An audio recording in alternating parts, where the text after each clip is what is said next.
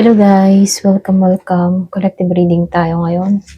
So, tingnan natin kung ano yung current energy ng person mo, ano yung kanyang emotion habang no-contact kayo, okay?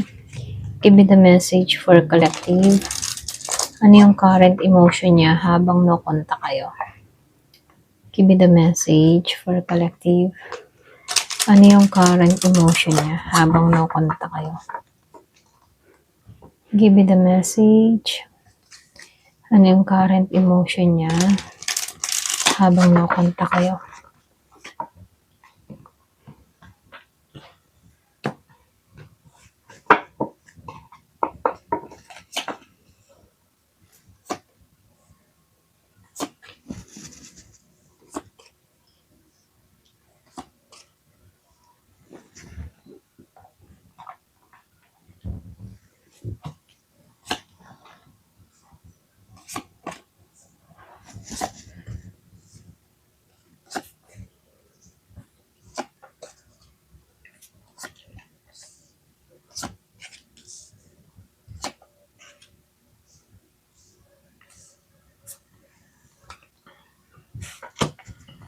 So, dito, no, meron akong nakita ditong Scorpio, Cancer, and Pisces. Meron din ditong Gemini, Libra, and Aquarius. Meron din ako nakitang Aries, Leo, Sagittarius. So, halos lahat naman nandito. Ayan. Start na tayo. So, lumalabas dito, no. Itong person mo dito, no. Meron naman mga magagandang nangyayari sa kanya rito, kaya lang meron siyang affair sa kanyang puso. Alam mo yun, para bang naglalaban yung kanyang puso at isipan dito. Meron siyang mga iniindang problema, no? Kumbaga, meron kang person dito na nasasaktan pa rin hanggang ngayon. Kahit meron mga magaganda pa rin nangyayari sa buhay niya, hindi niya ma-enjoy, okay? Kasi dahil itong taong ito, nasasaktan siya rito. So, nakikitaan ko dito, itong person mo, no? Yung bang tipo na hindi niya ramdam dito yung tagumpay, okay? Pero itong taong ito, no, pinaglalabanan naman niya rito. Kumbaga, pilit niyang inaalisan to, itong mga nangyayari sa kanyang buhay rito. Pilit niyang inaayos hanggat maaari, ano, para makausad pa rin. Pero pag naaalala ka ng tao na to dito, no, nasasaktan pa rin to. Okay? Nasasaktan siya kasi wala siyang magawa sa sitwasyon ninyo, no. Kumbaga, pareho pa rin, wala pa rin improvement, or pwede rin pareho pa rin kayong walang contact, ganyan. So, nasasaktan siya dito. So, lumalabas din dito na yung pinakamasakit dito, yung wala siyang ginagawa eh. Alam mo yun? Ito lang yung nakikita ko rito. At hindi niya matagpuan dito yung tagumpay, okay? Yung bang feeling ng tao ito, hindi nagiging mapalad sa kanya yung sitwasyon. Hindi umaayon sa kanya yung tadhana.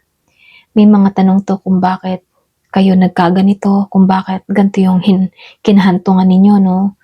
So, dito sa The Wheel of Fortune Reverse, ramdam niya dito na hindi siya nagiging mapalad pagdating sa connection, ano.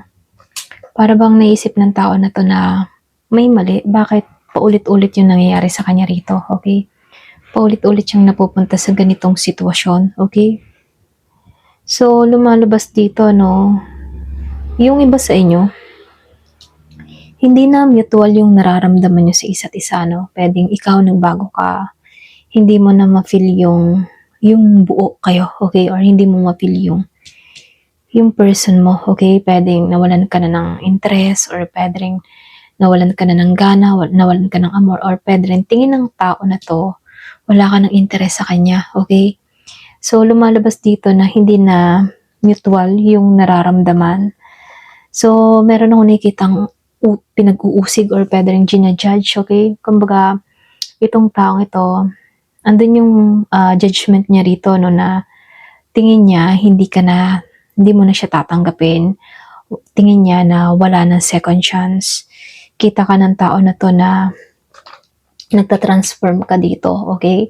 Meron ka ng mga ibang tinatahak, direksyon, meron ka ng binubuo. Tingin din ng tao na to na masaya ka na, okay? Na hindi siya kasama. So, nakikitaan ko dito, napapansin ito ng person mo, yung pagbabago na nangyayari sa'yo. So, kita din ng tao na to yung pag-angat mo, okay? Yung iba sa inyo, no? Kita niya dito yung pag-angat mo sa buhay. So, nakikitaan ka ng tao na to na umuusad ka, malayo na yung nararating mo, malayo na yung nakakamit mo. Kumbaga, nakikilala ka sa mga ginagawa mo, sa trabaho mo, or pwede rin maraming nakakapuna, nakakapansin sa'yo. Kita ng person mo rito na nag-level up ka, okay? Sa maunting sandali or sa maunting panahon, ano? Yung bang ganun? Ito rin nakikita ko, no? So, kita niya dito na unti-unti kang umuusad dito, okay? So, nakikitaan ko dito, meron siyang gustong gawin dito eh. Meron siyang gustong patunayan or meron tong determinasyon na magbago or determinasyon na mangyari sa buhay niya. Ganun ano. So, nakikitaan ko dito, naranasan niya kasi dito yung mawala. Okay, kaya meron ditong nag-uudyok na kailangan niyang mag-focus, kailangan niya ng magbago, or pwede rin kailangan niyang pagtuunan yung sarili niya dito. Kasi lumalabas dito, pwedeng meron kang person dito na hindi pa nakaka-recover, hindi pa nakaka-moving on, pag naaalala ka masakit pa rin, gumuguhit pa rin, or kumikirot pa rin yung puso niya rito, or pwede rin energy mo to, no? So, lumalabas lang dito na meron ditong tao na nahihirapan pero determinado tong makaalis sa ganitong sitwasyon. So, meron nagtutulak sa kanya na tanggalan to yung pagiging malungkot, tanggalan niya, okay, yung tanggapin ba na yung mga nangyari ay may dahilan, okay? Kumbaga, tinutulak tong tao na to sa ganon. So, dito, lumalabas din dito na itong person mo, no, wala siyang paglago na nangyayari, ano, sa panahon ngayon. Kumbaga, yung emotion niya dito, pati maging sa financial, ano, hindi niya makita dito yung pag-usad, paglago, or pagyabong, ano, pwedeng pagdating sa kanyang kabuhayan, hindi rin siya pinapalad sa panahon ngayon. So, nakikitaan ko dito, hindi siya masaya. Kasi dito, no, ikaw lang yung naiisip niya na, yung bang tipo na, ano, yung kahit hindi siya masaya, basta't nandyan ka lang, napapawi yung ganun, okay? Kahit hindi siya matagumpay, basta't nandyan ka lang, napapawi lahat, okay? Kaya lang, yung masakit dito kasi nawala ka.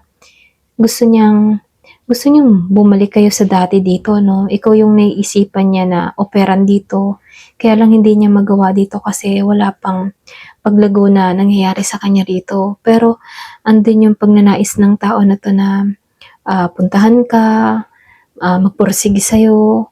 Kaya lang wala eh. Ito lang nakikita ko, no? Pero andun yung pagnanais ng tao na to. Pwedeng ikaw, ano, tinitingnan ka pa rin ito sa malayo or pinagtatanong-tanong ka kung single ka pa ba, kamusta yung buhay mo, ganun, okay? So, alam din ng tao na to, no, na pwedeng marami ka ng option, marami ka ng choices, marami kang, yung mga tipong abala, okay? Abala yung buhay mo, maraming nangyayari, maraming ganap sa buhay mo, ganun kanya tingnan, at nakakalungkot yun para sa kanya kasi unti-unti nagkakaroon ng direksyon yung buhay mo samantalang siya dito na-stuck, okay? So, lumalabas dito, no, kita ka ng tao na to na marami kang pagpipilian. Kahit ano yung piliin mo, umaayon sa iyo yung tadhana.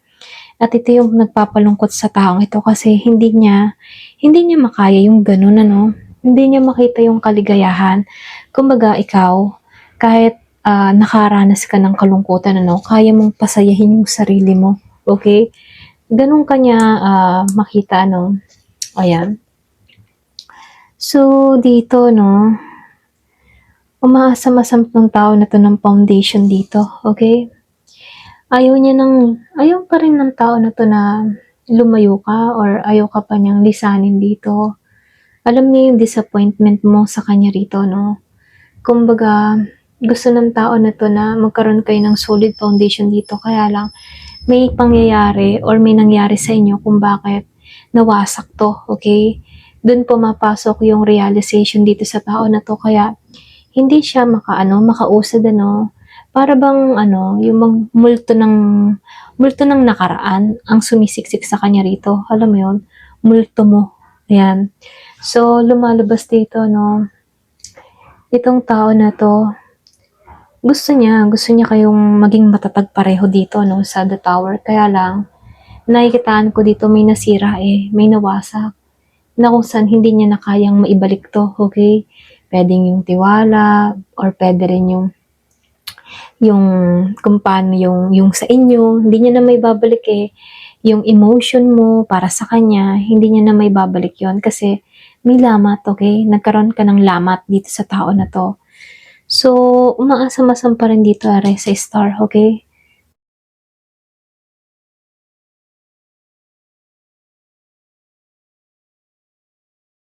Kumbaga 'no, ikaw yung fulfillment ng tao na 'to. So, ito na yung nakikita ko dito. Kumbaga, ikaw yung fulfillment niya rito. So, dito 'no, nakikitaan ko rin dito sa Six of Pentacles and the Nine of Wands reverse ano.